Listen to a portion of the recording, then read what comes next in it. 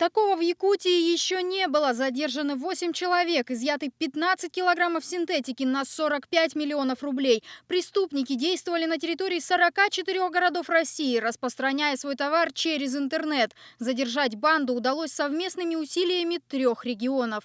На территории Республики Саха, Новосибирской области и Приморского края были изъяты наркотические средства синтетического происхождения в количестве около 15 килограмм, в том числе лаборатория по производству данных наркотических средств. Синтетика в последние годы чаще всего фигурирует в сводках оперативников. Вещества поступают в Якутию из центральных регионов и распространяются бесконтактным способом. Оставить товар дилеры могут где угодно – в открытом подъезде, за почтовым ящиком или даже спрятать в наличник над дверью. Наркоторговцы общаются с потребителями исключительно по СМС.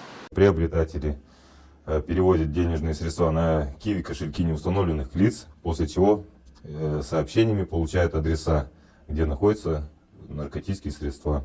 Эпидемия спайса захлестнула Россию в 2010-м. Привыкание к нему возникает сразу после первой пробы. Наркоторговцы постоянно меняют химический состав, добавляя новые отравляющие компоненты. Вещество неизвестного происхождения наносит непоправимый вред организму, и человек полностью перестает контролировать себя.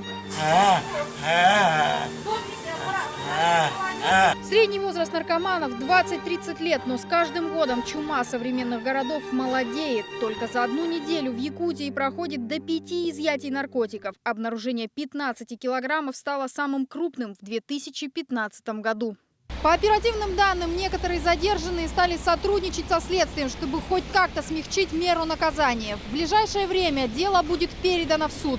Согласно Уголовному кодексу, подозреваемый может грозить пожизненное лишение свободы. Анна Лебединская, Роберт Набиев, Вести, Якутск.